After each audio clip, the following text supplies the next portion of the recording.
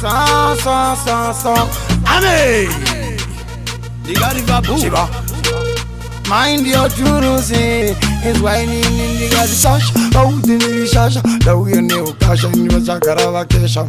In Nyanga Katandizive Kumosha, do Pocha Una Kutinta Tatum Pasha, with Angwe, and Dim Sarang with Anumakam Satsangwe, Maruaka Titi, Bevano Gavatuma, Trivatuma, Sakachi Wanazembura Monongonwa, Atipeta Guma.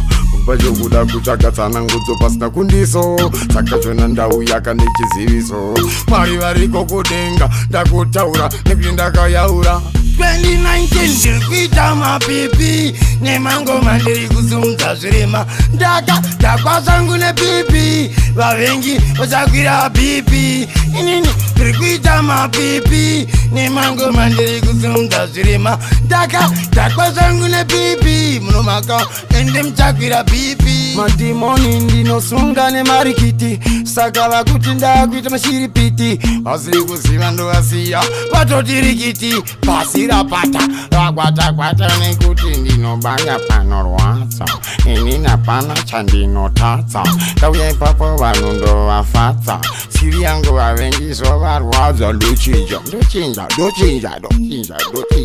Patani saka uchiona kuti andimire Nyange vachida kuti vandibirire Nina ndikuita mapipi Nemango mandiri kuzunza zvirema Ndaka ndakwazangu nepipi Vavengi vachakwira pipi Inini ndikuita mapipi Nemango mandiri kuzunza zvirema Ndaka ndakwazangu nepipi Munomaka ende mchakwira pipi Takunge ndiri kuti rabi Mashura nezviratidzo Saka ndindava panyaradzo Takova pamaridzo Timfundisi Amen.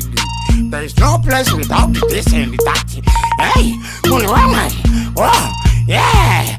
Asima pipi Nogona ungoti goma ipapa Endapa Kana kuti waini Yanga iri mvura Kana kuti mvura chinja kuita waini Nchibuda shaini Ndatonza twaini Ndikuita mapipi Nemango mandiri kuzunza zvirema Ndaka ndakwazangu nepipi Vavengi vachakwira pipi Inini ndikuita mapipi Nemango mandiri kuzunza zvirema Ndaka ndakwazangu nepipi Munomaka ende mchakwira pipi Masila Telakwa sunungura vanhu vese Samandila Auti kuti vasazondiskela Chibaba Toita futi sandofila Koma dzangu dzinovahila Ndakachila Chiba munongo wila Pata Makuda kupata Pano pato